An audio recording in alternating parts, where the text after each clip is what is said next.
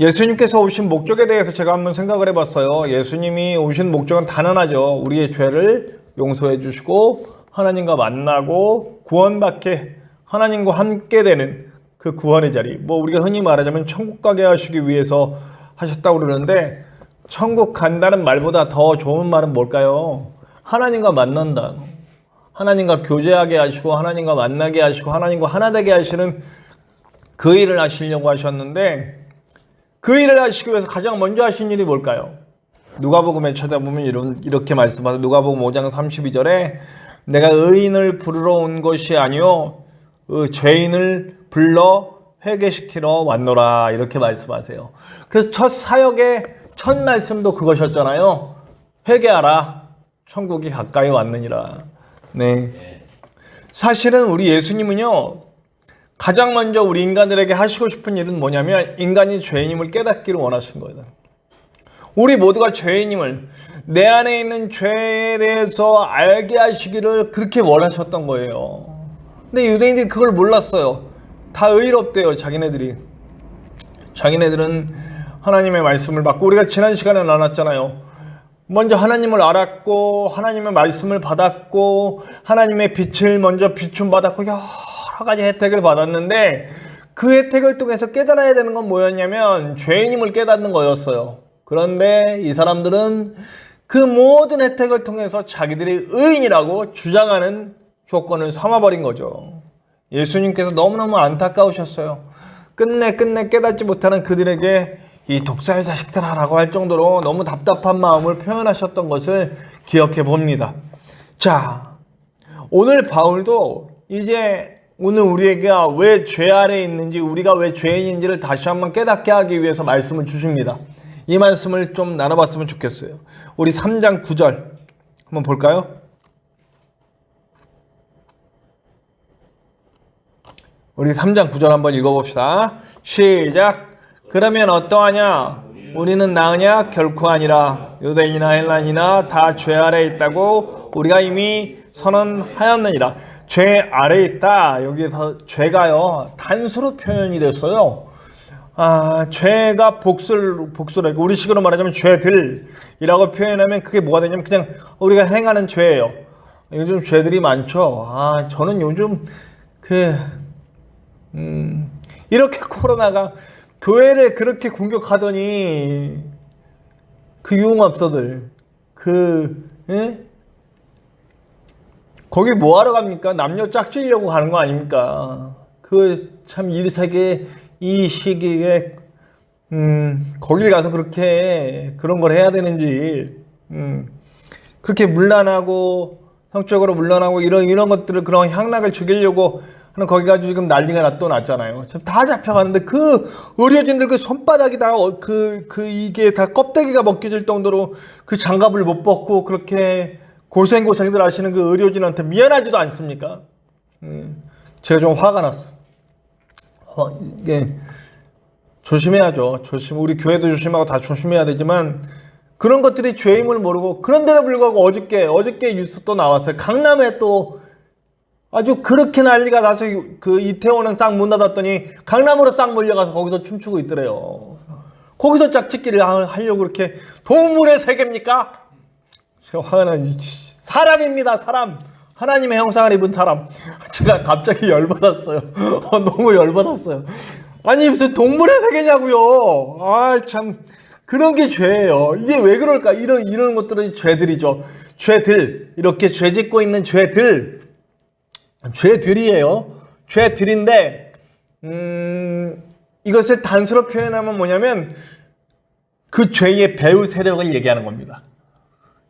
나타나는 죄. 이렇게 코로나가 창궐한데 거기 가서 춤추겠다고 애쓰고 있는 그 젊은이들의 죄, 이것들로 인해서 코로나가 멈추지 않고 퍼져가는 그 죄가 나타나는 현상이 아니라, 죄를 단수로 표현하면 죄의 세력이라, 죄의 권세, 뭔가요? 사탄이죠. 그 사탄의 세력, 공중 권세를 잡고 있는 그 사탄의 세력을 의미합니다. 그러니까 여러분, 우리가 어떤 상태에 놓여져 있는 거냐면, 유대인이나 헬라인이나 할 것 없이 모든 인류는 이미 죄가 우리 안에 들어오고 나서 그 죄의 권세 아래 놓여질 수밖에 없게 되었다는 거죠. 공중 권세를 잡고 하나님과 우리 사이를 막고 사는 그 죄의 권세가 우리를 잡고 있는 한 우리는 그 죄의 권세 아래 놓여서 죄의 권세에 이끌리는 대로 갈 수밖에 없는 인간의 상태로 되어 있다라고 하는 거죠. 저 그 생각을 했어요. 죄를 막는 기술은 얼마나 많이 발전합니까? 그렇죠? 기술은 발전해요. 정말 우리나라는 특히 IT 선진국 아니에요. 얼마나 많은 그 죄를 막으려는 CCTV도 막 곳곳에 설치되어 있고, 뭐 텔레캅, 뭐 경찰의 시스템 뭐 이런 것들이 정말 발전하고 있는데, 죄를 막으려는 기술이 발전하는 만큼 뭐도 발전하냐면 죄 짓는 기술도 발전하는. 보이스피싱이 아주 난리예요. 뭐 하나 잘못만 누르면 바로 모든 게 다 뺏겨버리는 이런 세상. 그러니까 여러분, 죄의 권세가 분명히 있는 거예요. 죄를 아무리 막으려고 해도 죄를 막는 기술보다 죄를 짓는 기술이 더 발전하니까. 죄는 끊임없이 발전하고 앞으로 갑니다. 그 죄의 권세는 결국 우리의 몸과 마음과 모든 관계와 잠재의식까지 지배하려고 하는 거죠. 저는 이번에 그 코로나 사태에도 불구하고 끝까지 오늘도 지금 춤추고 어디 가서 춤추고 막 그 짝지게 하려고 애쓰고 그러고선 어디 가서 지금 술 먹고 골아 떨어진 사람들이 꽤 많이 있을 거예요. 네. 안타깝습니다.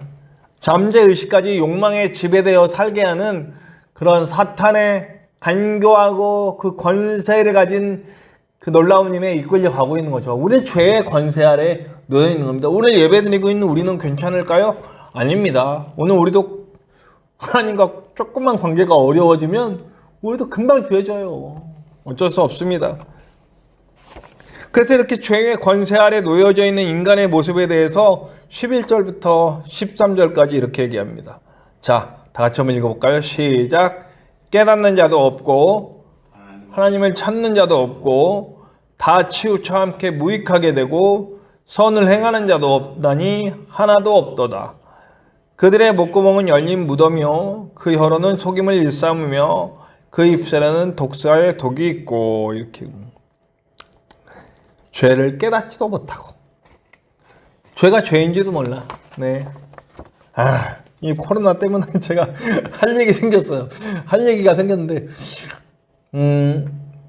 죄인지 몰라요. 우리의 자유라는 거죠. 왜 우리의 자유를 침해하느냐. 제가 수요일 날에도 말씀드렸는데, 아니 그 의료진들, 그 고생하는 의료진들을 막고 서서 시위하고 있는 그 미국의 시민들, 그게 죄인지를 몰라요.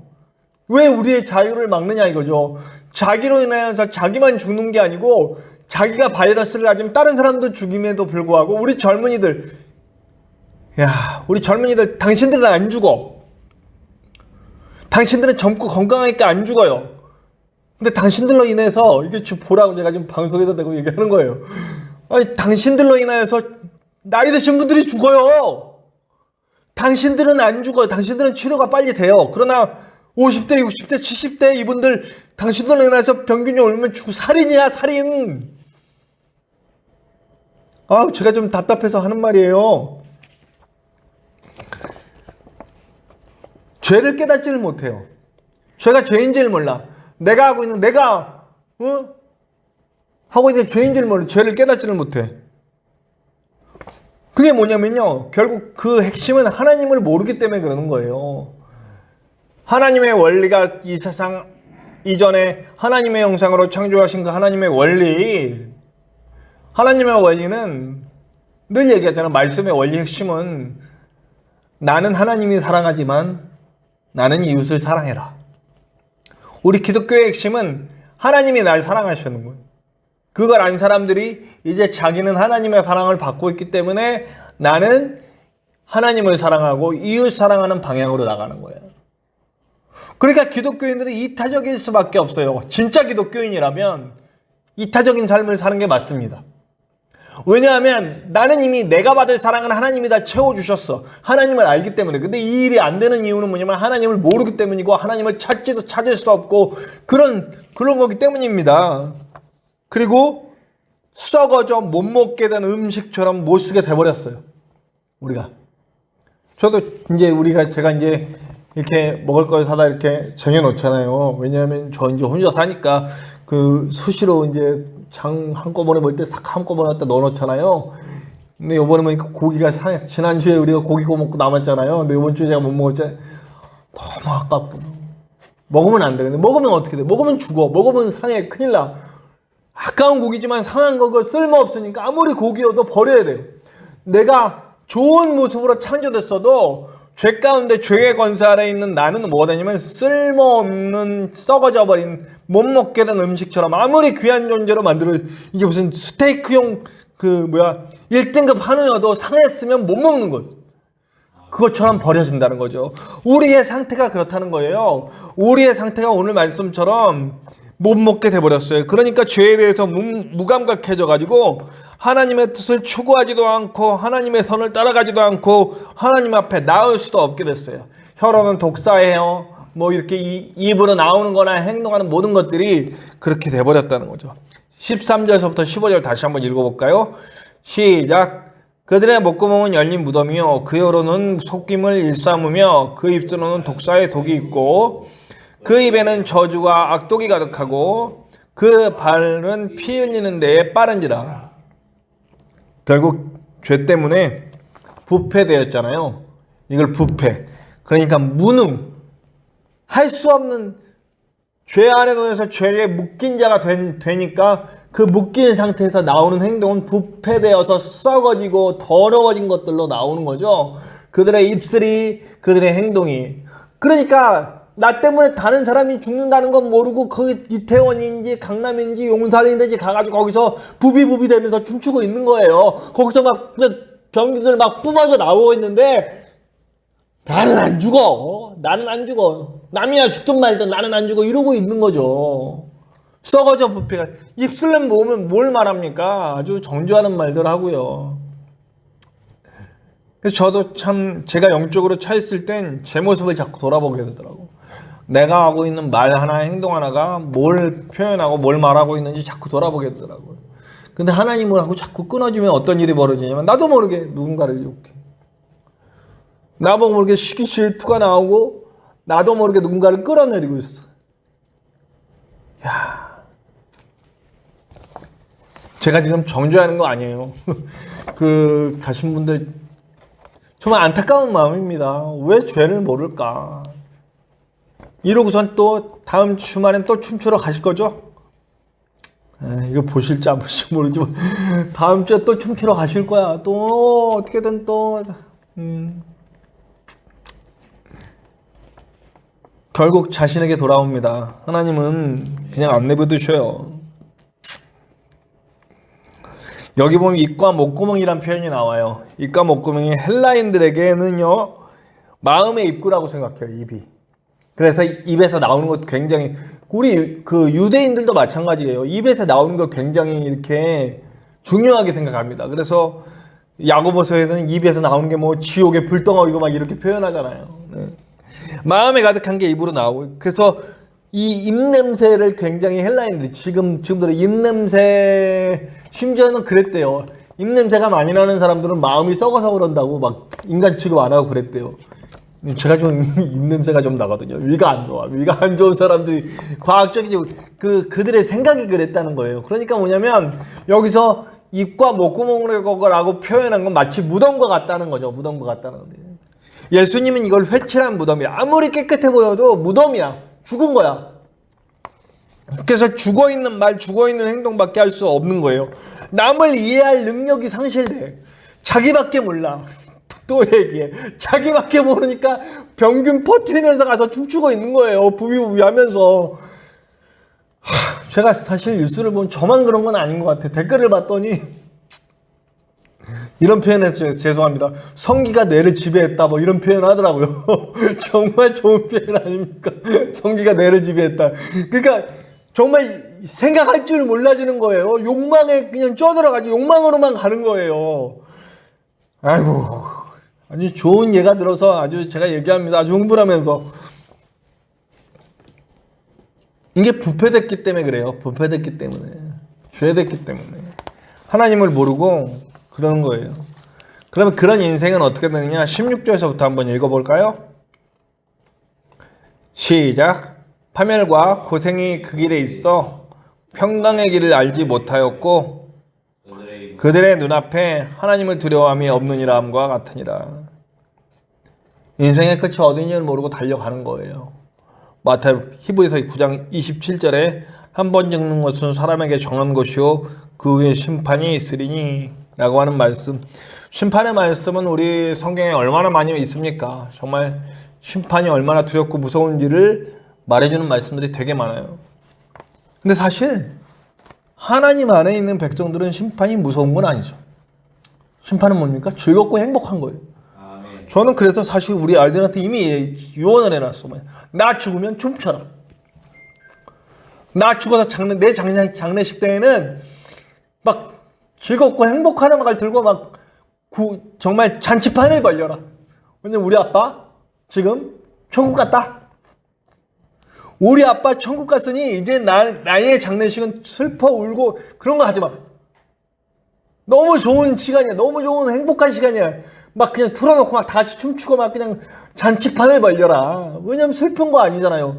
우리의 심판, 하나님 안에 있는 자들의 심판은 행복이고 잔치고 축제고 난리난 거예요.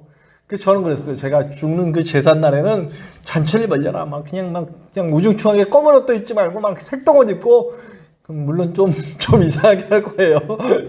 내가 죽었는데, 저는 그랬으면 저 죽는 날은 제가 하나님 심판한 때 앞에 서는 날은 하나님 자녀로서 서기 때문에 나는 신세마포 옷을 입고 하나님한테 그냥 눈물을 흘리면서 하나님을 울면서 안고 우리 예수님 만나는 그 자리에서 하나님 전 그럴 것 같아. 뭐 눈물 날 것 같아. 우리 예수님 만났을 때 내가 이 걸어온 인생길 다 나와 함께 하셨지만 내가 진짜로 눈앞에 예수님을 볼 때 그 십자가의 보혈에 그 힘입어서 내가 정말 어린 양처럼 주님 앞에 설 때 나를 안아주시는 그 기쁨이 얼마나 클지 생각해 봅니다.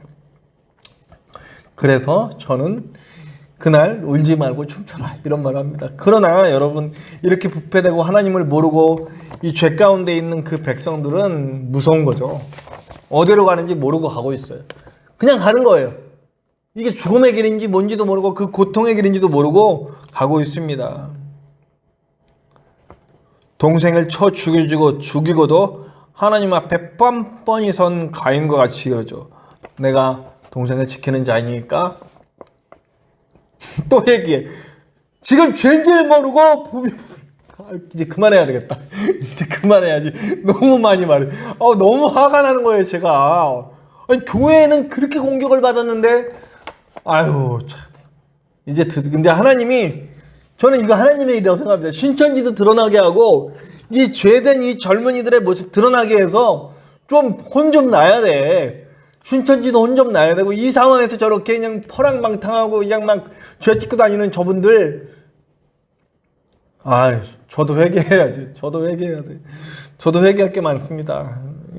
저도 회개할 게 많고 죄인입니다. 이 죄의 굴레로부터 벗어나기 위해서 우리는 3장 9절에 있는 말씀 다시는 보지 않겠지만, 하여튼 다시 주님 앞에 서야죠. 죄인임을 깨닫고 주님 앞에 서야죠. 하나님을 만나는 사람들의 가장 처음의 모습은 아까 주님께서도 처음에 선언하시고 했던 것처럼 회개의 영이 오더라고요. 저도 제가 7살 때 교회 처음 나왔거든요. 7살 때 교회 처음 나왔는데 예수님을 만난 건 고등학교 3학년 때예요. 저 그 사이에 기도도 정말 열심히 하는 사람처럼 보였고, 그리고 청소년부 회장도 했어요. 그때는 중고등부라 그랬는데 중고등부 회장도 했어요. 그래서 친구들하고 막 되게 열심히 있는 그런 사람인 것처럼 보였어요. 근데 제가 어떤 일을 했냐면 학생부 회장 때 고등학교 2학년 때 저 때문에 술과 담배를 배운 친구들이 많아요. 저 때문에. 청소년부 회장인데 저 때문에 술을 먹고 담배를 피고 하는 친구들이 많았어요. 왜냐하면 제가 데리고 가서 신세계를 경험하게 해줬죠. 그게 죄인 줄도 모르고, 그러니까 제가 회개할 정말 큰 죄인입니다. 지금도 제 친구 중에 한 명은 저 때문에 담배를 피워가지고 아직까지 담배를 못 끊고 있는 그 친구가 가끔 얘기하면 내가 너 때문에 담배를 피웠는데 너는 이놈의 새끼야 목사가 됐냐? 이렇게 얘기할 정도로 정말. 근데 제가 고3 때 예수님을 만나고 그 모든 첫 번째 나오는 게 뭐냐면 내 죄의 심각성을 깨달았어. 내가 얼마나 큰 죄인을 깨닫고 그 예수님을 만나는 자리에서 제가 첫 번째 한 거는 눈물이었어요. 하염없이 쏟아지는 눈물과 내 죄의 그 커다랗고 심각하고 처절한 그 모습을 봤어요. 눈물을 펑펑 흘리고 눈물, 콧물 다 흘리면 온몸에 있는 눈물들이 다 흘려나온 것 같아요. 그렇게 쏟아지는 눈물과 콧물 속에서 회개하고 그리고 회사 가려고 그랬는데요. 그 즉시 그 자리에서 나 주님의 종이 되겠습니다 하고 그때 서원을 하고 목사가 됐습니다. 네. 그 이후에도 수없이 많은 또 내 안에 발견되지 않은 또 죄의 찌끄러기가 많이 있어서 그런 것들을 회개하면서 지금도 오고 있습니다. 그래서 저는 사실 많은 그 이전의 저와 지금의 저가 또 달라요. 또 지금의 저와 앞으로 또 먼 훗날에 제가 또 다르겠죠. 더 가까이 하나님께로 가 있겠죠. 하나님께 나오는 것은 사실은 죄의 굴레를 벗어나기 위해서는 처절하게 자기가 죄인임을 깨닫고 하나님 앞에 서는 그런 과정이 필요합니다.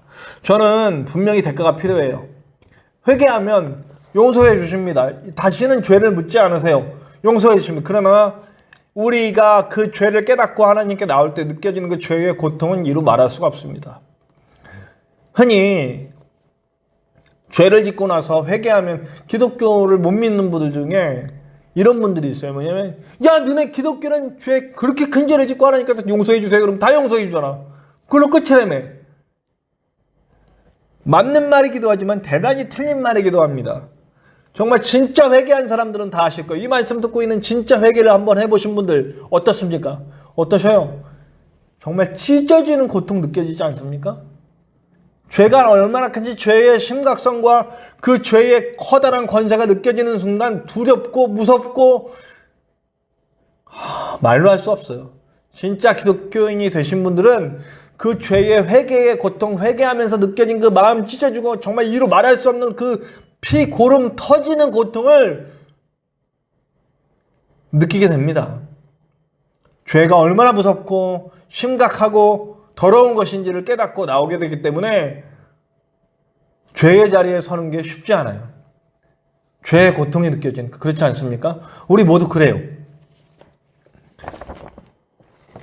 회개는 그냥 입술로만 회개하라고 그랬으니까 용서해 주십시오.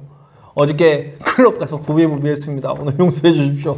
하는 게 아니라고요. 죄의 심각성을 깨닫기 때문에 하나님 앞에 눈물을 흘릴 수밖에 없어요. 그 죄의 심각성이 나를 끌어내리는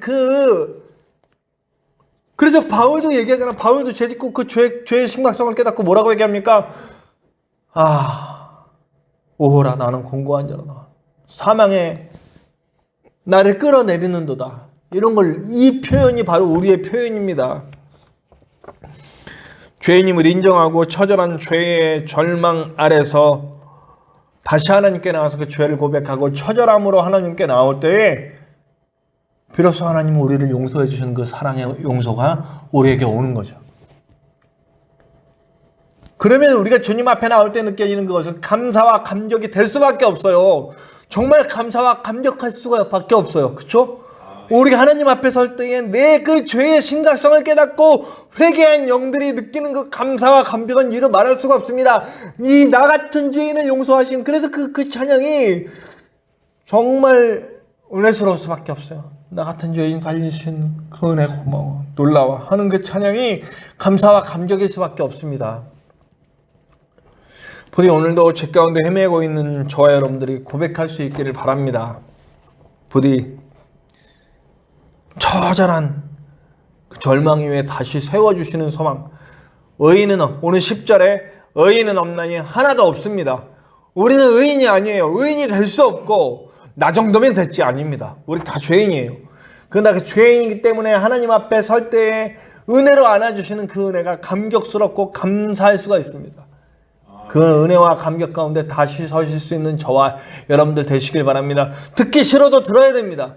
내가 죄인이라는 거, 내가 못난이라는 거, 내가 할 수 없다는 거 들어야 합니다. 나 정도면 괜찮지 아닙니다. 우리 다죄인입니다. 제가 오늘 막 정죄하듯이 그 클럽 가신 분들에 대해서 얘기했지만 사실 저 자신도 죄 가운데 자주 빠지기 때문에 그 정죄한 부분들을 제가 회개합니다. 제가 빠지기 쉬운 죄에 짓지 않도록 하나님 앞에 다시 서야 하고 또 서야 합니다. 부디 저와 여러분들은 계속 그 하나님 앞에 서실 수 있는 저와 여러분들 되시기를 간절히 축원합니다.